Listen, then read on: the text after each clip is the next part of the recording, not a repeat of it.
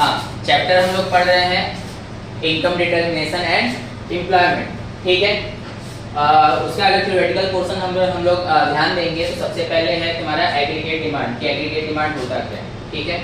तो सिंपल सा कह रहा है aggregate demand refers to the sum total of demand for all the goods and services in the economy as a whole. It is a measured in a terms of total expenditure on the goods and services in an economy, ठीक है। तो ये तो हम लोग जानते हैं कि डिमांड का सम टोटल अगर हम लोग करते हैं अपनी इकोनॉमी में तो तुम्हारा क्या आ जाता है, एग्रीगेट डिमांड आ जाता है। लेकिन हमको ये याद रखना है तुम्हारा यहाँ पे क्या कि इसको हम लोग कैसे लेते हैं, इसको हम लोग लेते हैं टोटल एक्सपेंडिचर के तौर पे, ठीक है। क्योंकि जाहिर सी बात है जितना हम डिमांड करेंगे उतना हमारा एक्सपेंडिचर होगा, ठीक है। कैसे होगा तो अब ध्यान दो। तो सिंपल सा है, एग्रीगेट डिमांड का फॉर्मूला अगर देखोगे कि एग्रीगेट डिमांड का फॉर्मूला क्या है, तो एग्रीगेट डिमांड का फॉर्मूला है तुम्हारा C plus I plus Z plus X minus M, ठीक है। इस X माइनस M को हम लोग नेट एक्सपोर्ट कहते हैं, ठीक है। C का मतलब क्या है, हाउस होल्ड कंजम्पशन एक्सपेंडिचर, ठीक है। हाउस होल्ड कंजम्पशन एक्सपेंडिचर यानी कंज्यूमर्स जो हम लोग हैं नॉर्मल कंज्यूमर्स, ठीक है, वो लोग जो एक्सपेंडिचर कर रहे हैं, खर्च कर रहे हैं मार्केट में, उसका सी के अंदर है। आगे है आई का मतलब हमारा क्या होता है, इन्वेस्टमेंट एक्सपेंडिचर, ठीक है। जी का मतलब क्या है, गवर्नमेंट एक्सपेंडिचर, और एक्स माइनस एम का मतलब है नेट एक्सपोर्ट यानी एक्सपोर्ट माइनस इंपोर्ट, ठीक है। लेकिन प्रोफेसर नीज ने ये माना है कि एडी इक्वल टू क्या होता है, सी प्लस आई होता है, और हम लोग के सिलेबस में भी यही है कि हमको क्या पढ़ना है, सी प्लस आई ही लेके पढ़ना है, ठीक है। यानी एडी में हमको सबको नहीं ऐड करना है, सिर्फ सी और आई को। यानी अगर एडी का फॉर्मूला बोला जाए तो क्या होगा तुम्हारा, सी प्लस आई। क्लियर है यहाँ तक, पक्का। आगे देखो, अब बात करें एग्रीगेट सप्लाई का कि एग्रीगेट सप्लाई क्या होता है। तो सिंपल सा कह रहा है aggregate supply refers to the flow of goods and services in an economy. तुम्हारी इकोनॉमी के अंदर जितना भी गुड्स एंड सर्विसेज क्या हो रहा है, फ्लो हो रहा है, वो तुम्हारा क्या है, एग्रीगेट सप्लाई है।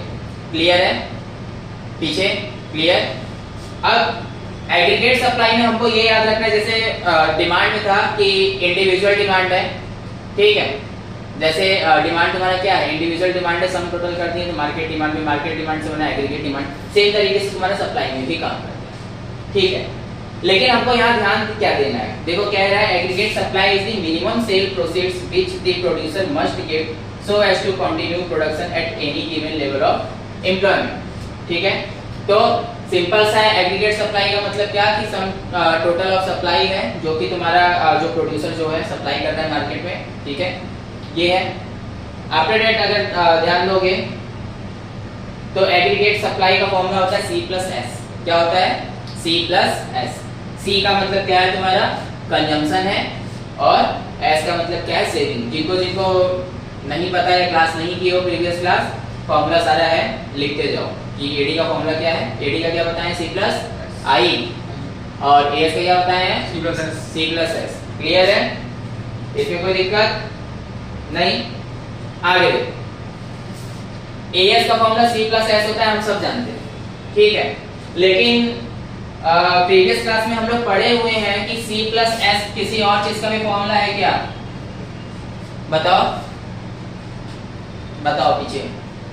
C प्लस S किसका फॉर्मूला है, बोलो तेजस, किसका फॉर्मूला है, Y का फॉर्मूला है, ठीक है। C प्लस S किसका फॉर्मूला है तुम्हारा, Y का फॉर्मूला है। Y यानी इनकम, और C प्लस S यानी कंजम्पशन प्लस सेविंग। क्लियर है।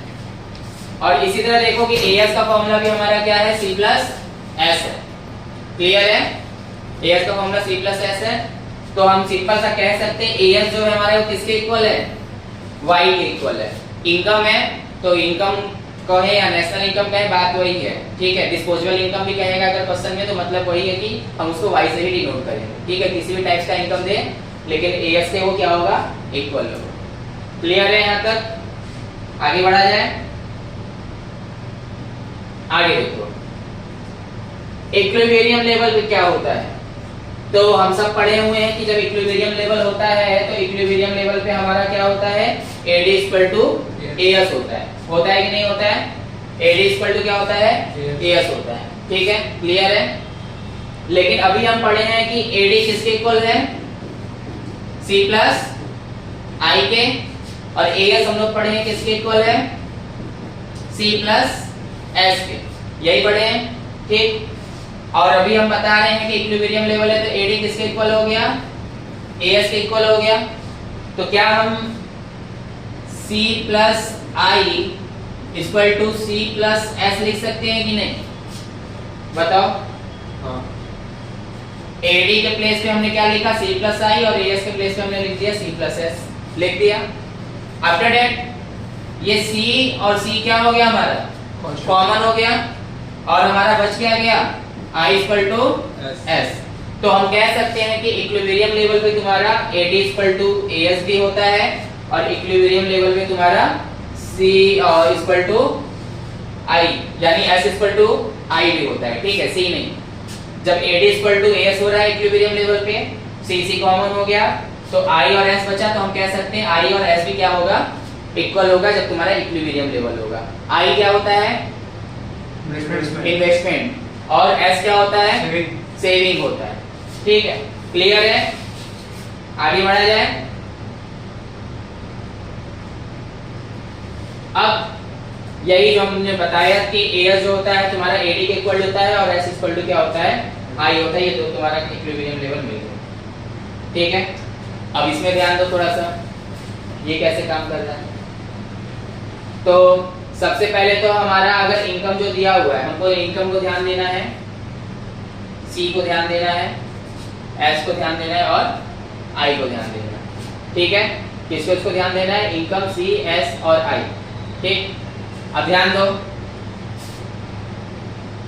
सेविंग और कंजम्पशन, ठीक है। तो हम अभी पढ़े हैं कि वाई जो है, अगर हम सी को और एस को ऐड करते तो हमारा क्या आएगा, वाई आएगा, इनकम आएगा, क्लियर है। इसका मतलब अगर इनकम तुम्हारा 0, 100, 200, 300 दिया हुआ है, और सी 70, 140, 210 दिया हुआ है, इसका मतलब क्या, इनकम में से कंजम्पशन माइनस कर देंगे तो तुम्हारा क्या आ जाएगा, सेविंग आ जाएगा, क्लियर है, ठीक। अब हम सब पढ़े हुए हैं कि अगर इनकम हमारा क्या हो, 0, तो 0 लेवल ऑफ इनकम पे अगर जो हमारा कंजम्पशन है उसको हम क्या बोलते हैं, ऑटोनॉमस कंजम्पशन, ऑटोनॉमस कंजम्पशन, ठीक है। ये हमारा क्या है 70, ये है ऑटोनॉमस कंजम्पशन, क्लियर। उसी तरह सेविंग, अगर हमारा यहाँ पे जो वैल्यू दिया है सेविंग को हम क्या बोलेंगे, डिसेविंग बोलेंगे, ठीक है। और अगर एक चीज तुम ध्यान दोगे इसमें क्या, कि जितना हमारा कंजम्पशन है 70, ठीक है, उतना ही अमाउंट हमारा किसका है, सेविंग का भी है, ठीक है।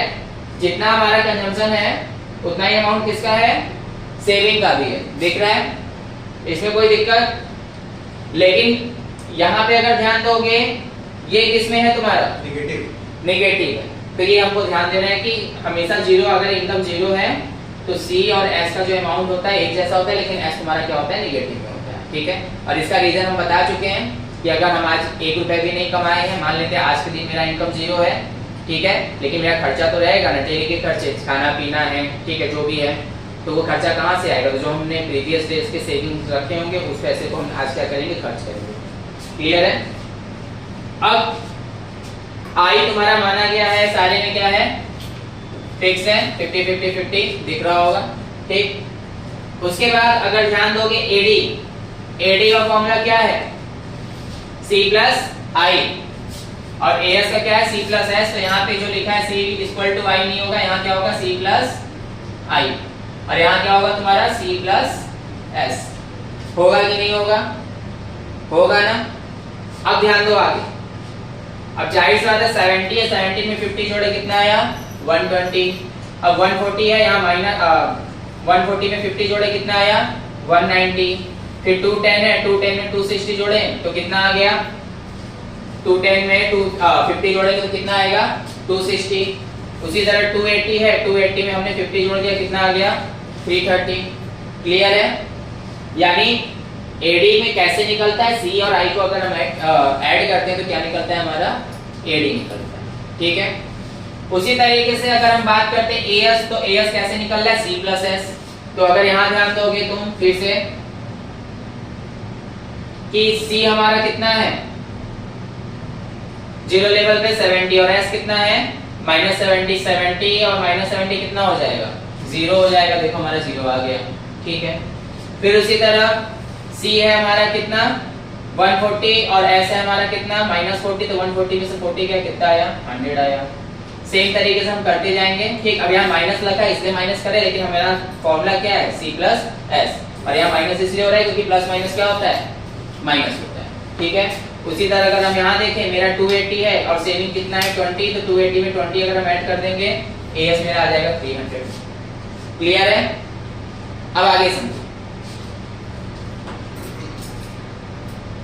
अब देखो कि यहाँ पे इक्विलिब्रियम लेवल हमको कैसे पता चलेगा न्यूमेरिकल में, ठीक है। इक्विलिब्रियम लेवल कैसे पता चलेगा इसको ध्यान दो। जैसे हमने कहा कि इक्विलिब्रियम लेवल है, तो इक्विलिब्रियम लेवल पे क्या क्या हम देखते हैं AD/AS। दो चीज देखते हैं। एक तो हम बोले हैं कि हम लोग इक्विलिब्रियम लेवल देखते हैं कि AD किसके इक्वल होना चाहिए AS के इक्वल होना चाहिए कि नहीं होना चाहिए। इसके अलावा भी कुछ बताए हैं क्या I और S इक्वल, I और S क्या होना चाहिए इक्वल होना चाहिए, यानी S इक्वल टू क्या होना चाहिए I होना चाहिए। अब थोड़ा सा हम ध्यान दें कि कहाँ इक्वल है। अब यहाँ देखोगे 400 और 400 क्या है हमारा इक्वल है, ठीक इक्वल है, यानी कौन सा लेवल हो गया इक्विलिब्रियम लेवल हो गया, ठीक है। उसी तरह एक चीज और तुम देखोगे, अगर ये इक्वल है तो 50 और 50 S और I भी क्या है इक्वल है कि नहीं यस। यानी तुम्हारा ये भी इक्विलिब्रियम लेवल है। यानी पूछा जाए कौन से इनकम ऑफ लेवल पे तुम्हारा इक्विलिब्रियम लेवल है, तो 400 लेवल ऑफ इनकम पे हमारा क्या है इक्विलिब्रियम लेवल है, ठीक है। समझ में आया? और ये हमको एकदम याद रखना है, दिमाग में बैठा लेना है कि जहां पे AD/AS होगा वहां पे S/I का होना कंपलसरी है। ऐसा नहीं है कि S और I कहीं और इक्वल होगा और AD/AS कहीं और इक्वल होगा, ऐसा नहीं होना चाहिए। दोनों क्या होना चाहिए तुम्हारा इक्वल होना चाहिए। यहाँ तक क्लियर है? किसी को कोई दिक्कत? पक्का? बढ़ा जाए आगे। अब आगे समझो। अगर तुम इसमें एक चीज नोटिस करोगे, अब जैसे जो कलरफुल है वो तुम्हारा इक्विलिब्रियम लेवल है, तो दिख रहा है सबको, है कि नहीं? अब यहाँ ध्यान दो, अगर इसके पहले देखोगे इक्विलिब्रियम लेवल के पहले इतना दिख रहा है, AD बड़ा है कि AS बड़ा है? AD बड़ा है, पक्का।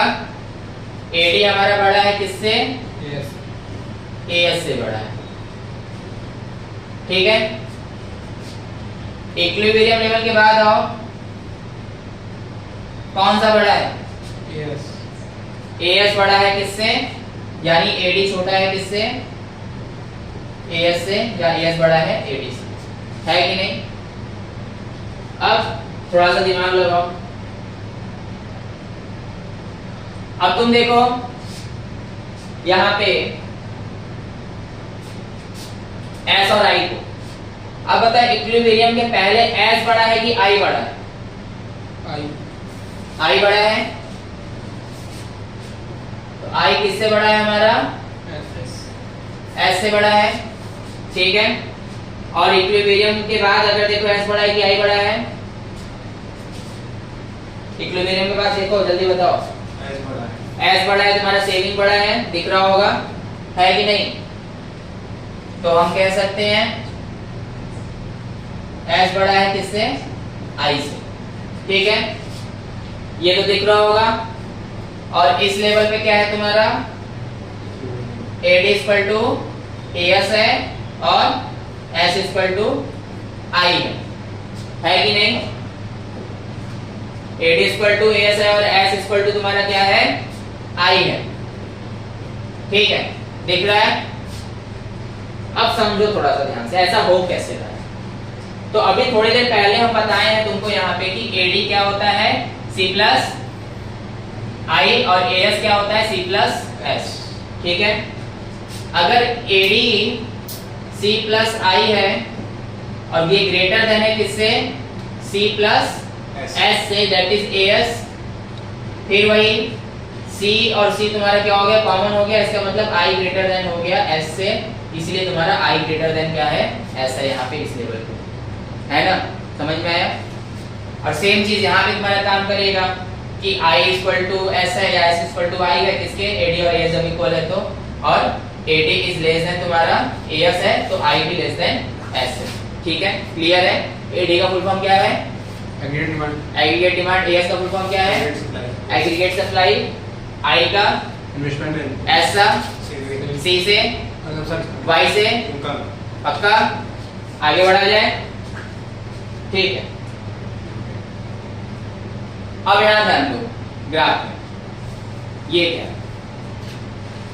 तो अभी थोड़ी देर पहले पढ़े हैं कि जब AD और AS इक्वल होता है तो क्या होता है? AD और AS इक्वल है, अगर यहाँ पे तुमको दिख रहा होगा क्या हो रहा है तुम्हारा? इक्विलिब्रियम हो रहा है। ठीक है, और इक्विलिब्रियम के बाद अगर देखोगे यहाँ पे, अगर तुम ध्यान दोगे क्या बड़ा है? AS बड़ा है किससे? AD से बड़ा है कि नहीं इक्विलिब्रियम के बाद? और पहले कौन सा बड़ा है?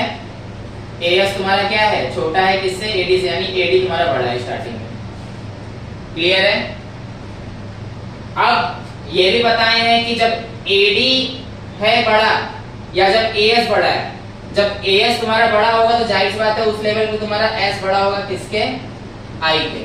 पीछे अभी देखे हो शेड्यूल में, ठीक है, कि जब क्या हो रहा था, जब AS बड़ा हो रहा था तो वहां पे S बड़ा हो रहा था, ठीक है, I पे। उसी तरह जिस लेवल पे तुम्हारा AS छोटा होगा AD से या AD बड़ा होगा, उसी लेवल पे तुम्हारा S छोटा होगा किसके? I के। है कि नहीं? आगे एक चीज और हम देखे थे कि इक्विलिब्रियम लेवल पे AD AS भी हो रहा था, इक्विलिब्रियम लेवल पे तुम्हारा S I भी हो रहा था, यानी दोनों का जो लेवल ऑफ इनकम होगा सेम होगा। अगर यहाँ पे अगर तुम्हारा कोई मान लो 400 लेवल ऑफ इनकम है तो यहाँ पे भी 400 लेवल ऑफ इनकम पे ही दोनों इक्वल होगा। क्लियर है? कोई दिक्कत नहीं? आगे बढ़ा जाए। अब ये सब हम जानते हैं कि ये तुम्हारा कौन सा एक्सिस है? X एक्सिस है।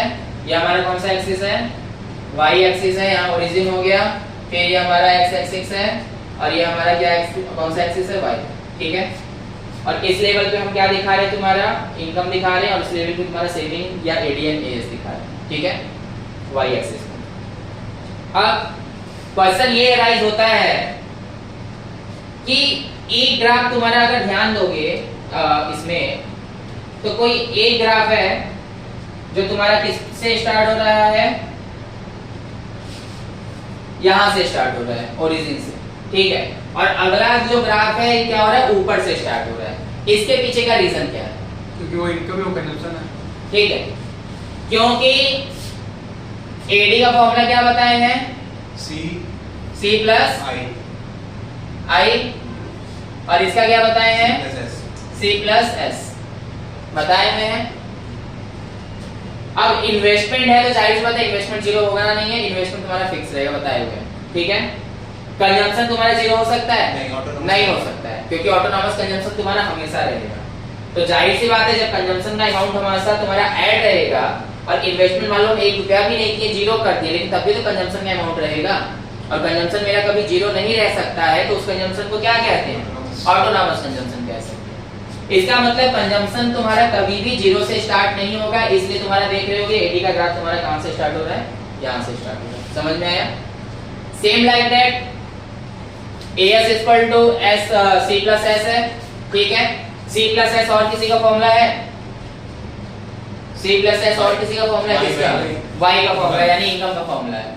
ठीक है, हम इनकम कहें या C प्लस S कहें या AS कहें, बात तीनों का क्या होगा? एक ही होगा। ठीक है, अभी हम बताएं कि अगर तुम्हारा consumption zero level of income पे 20 है तो सेविंग कितना होगा? -20। सेविंग कितना होगा? -20 अगर इनकम तुम्हारा क्या है? जीरो है। इसका मतलब जितना हम C किए, कंजम्पशन किए, ऑटोनॉमस कंजम्पशन भी अगर ऐड है तो सेविंग उसमें उतना माइनस कर दे रहे हैं। इसीलिए जो तुम्हारे ग्राफ है AS का, वो कहां से स्टार्ट हो रहा है? ओरिजिन से हो रहा है, क्योंकि इसका वैल्यू जीरो हो सकता है, लेकिन AD का कभी भी वैल्यू जीरो नहीं होना है। समझ में आया? AD का वैल्यू जीरो इसलिए नहीं होना है क्योंकि उसमें कंजम्पशन जुड़ा हुआ है, ऑटोनॉमस कंजम्पशन जुड़ा है, और AS की वैल्यू इसलिए हो जा रही है क्योंकि AS किसके इक्वल होता है? इनकम के इक्वल होता है, और इनकम हमारा जीरो हो सकता है। आगे बढ़ा जाए। आफ्टर दैट यहां अगर ध्यान दो, आई है, जैसे कि हमने कहा आई तुम्हारा क्या होगा, सारे में फिक्स होगा। जो न्यूमेरिकल लिए होगा उसमें आई हमने कितना माना था, 50-50 माना था, ठीक है। अगर यहाँ 50 है तो देखोगे जैसे जैसे आउटपुट बढ़ रहा है तुम्हारा इन्वेस्टमेंट भी क्या है, चेंज नहीं हो रहा है, 50 है। सेविंग अगर तुम देखो यहाँ पे अगर ओरिजिन है तो इसके नीचे ये किसको शो कर रहा है, निगेटिव को शो कर रहा है कि नहीं, ये किसको शो कर रहा है, निगेटिव को शो कर रहा है, क्योंकि तुम्हारा जो ओरिजिन वाला लाइन है वाई एक्सिस तुम्हारा ये वाला है, वाई एक्सिस ये है वाई एक्सिस। तो सेविंग का ग्राफ नीचे क्यों बन रहा है, तो अभी हम लोग पढ़े हैं कि अगर इनकम 0 है तो वहां पे सेविंग क्या होता है, माइनस में जाता है, ठीक है। डिस सेविंग जो होता है माइनस में जा रहा है, तो जाहिर सी बात है तुम्हारा ग्राफ जब भी जाएगा तुम्हारे वाई एक्सिस को कट करते हुए जाएगा, सॉरी एक्स एक्सिस को कट करते हुए जाएगा, ओरिजिन यहाँ होगा, उसके नीचे तुम्हारा इसका ग्राफ बनेगा। क्लियर, कोई दिक्कत, किसी को ये दिक्कत है कि सेविंग का ग्राफ क्यों ऐसे नीचे से बन रहा है, नहीं। अगर थोड़ा सा देखना है तो फिर से तुम एक बार ग्राफ देख लो कि जब तुम्हारा कंजम्पशन क्या है, इनकम से ज्यादा है, तो सेविंग किस में जा रहा है, माइनस में जा रहा है, यानी पुराना हम सेविंग उठा के इस्तेमाल कर रहे हैं, इसलिए तुम्हारा ग्राफ क्या हो रहा है, ओरिजिन से भी नीचे जाके बन रहा है, जो कि निगेटिव में रहता है। क्लियर है, आगे बढ़ा जाए, आगे बढ़ा जाए कि नहीं। आफ्टर दैट जिस इनकम लेवल पे AD = AS होता है वो इनकम लेवल तुम्हारा कहलाता है फुल एम्प्लॉयमेंट लेवल।